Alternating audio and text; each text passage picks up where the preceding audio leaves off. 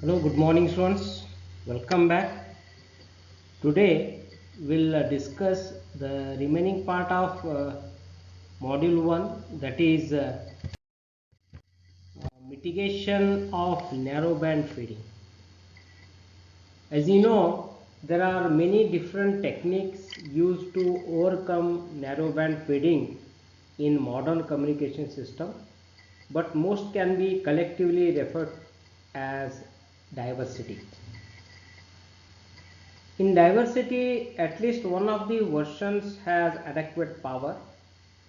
Without diversity, high data rate wireless communication is virtually impossible.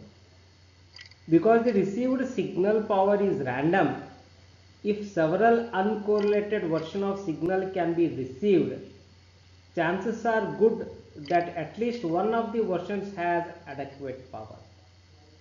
So again, here we'll discuss bit error rate, packet error rate, frame error rate, then block error rates. Okay, and there are four methods are used to overcome the narrowband fading. Mitigation is nothing but overcome the narrowband fading. The first one is spatial diversity, coding and interleaving, automatic repeat request, adaptive modulation and coding. Right, so in the exam point of view, adaptive modulation coding is many times they asked with a diagram. Okay, let's see what are the things we can study under these methods, different methods to overcome narrowband fading. So spatial diversity, it is a powerful form of diversity and particularly desirable since it does not necessitate redundancy in time and frequency. It is achieved by having two or more antennas at receiver, just like MIMO.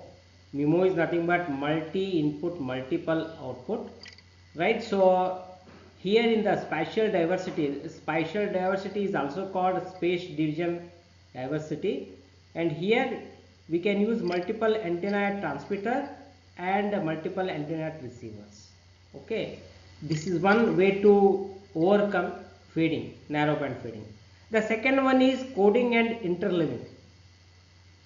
It is a ubiquitous form of diversity that a natural pair of coding and interleaving is used.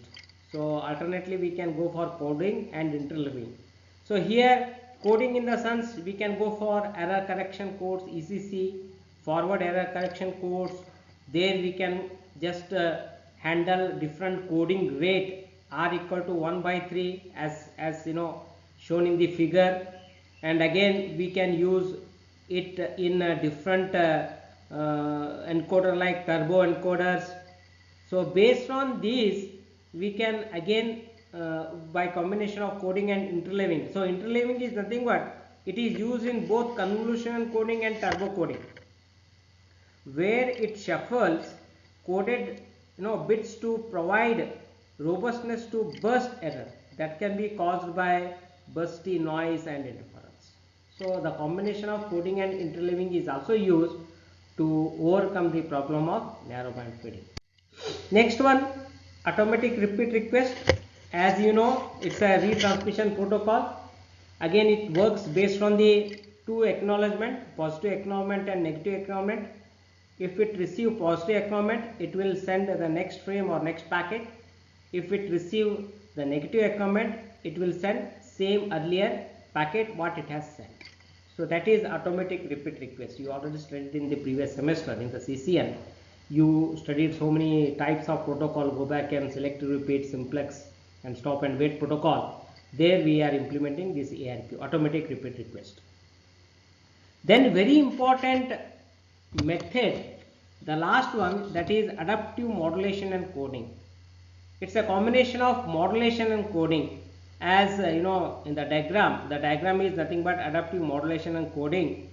Here looking at the diagram, we have two things, transmitter and receiver, and here what actually we are studying in the LTE system, the AMC is nothing but adaptive modulation coding is used in order to take advantage of fluctuations in the channel over time and frequency. The first thing. The second thing is, the basic idea is quite simple.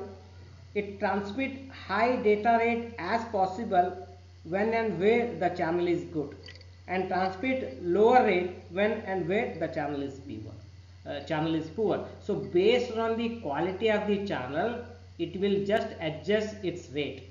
So rate is high where the channel is good. If the channel is having more noise, it will adjust. So that's why we call it as adaptive modulation and coding.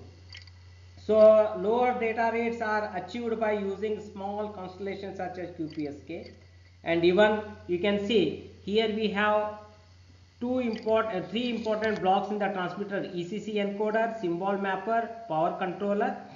And based on the feedback here, this one is very important. So here okay, so here see, we are sending the diagram, signals from transmitter to receiver. So here from the receiver we'll get the feedback.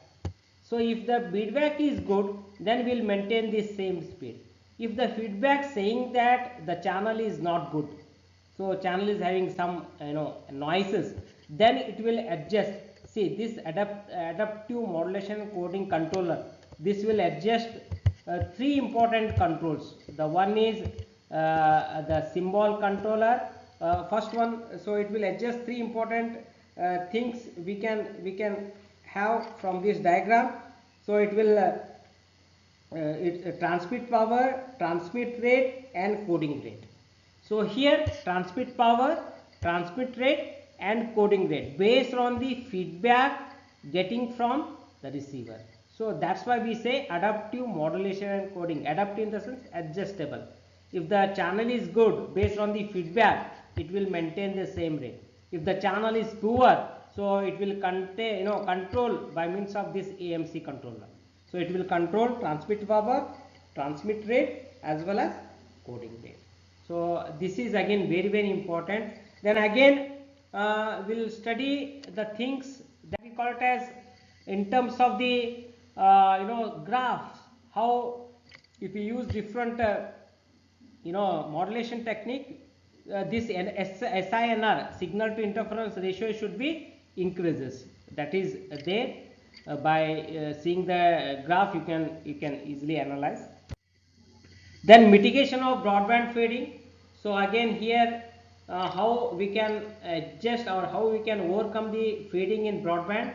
So spread spectrum and rake receiver is used. Equalization process has been done. Then very important is multi-carrier modulation, that is OFDM. So here spread spectrum and rake receiver. So spread spectrum, again we can use either direct sequence spread spectrum or frequency hopping spread spectrum. And rake receiver. So in the rake receiver, at the receiver, what happens, based on the different portion of the signal received, it adjusts by using the gain and phase adjuster or gain and phase controller that we are using in rake receiver. So again equalization things can be used for this so many equations: linear equalizers, non-linear equalizers, then maximum likelihood equalizers, multi-carrier modulation, OFDM. That is the best suited for this mitigation of broadband, that is overcoming the fading in the broadband channel. Okay, thank you.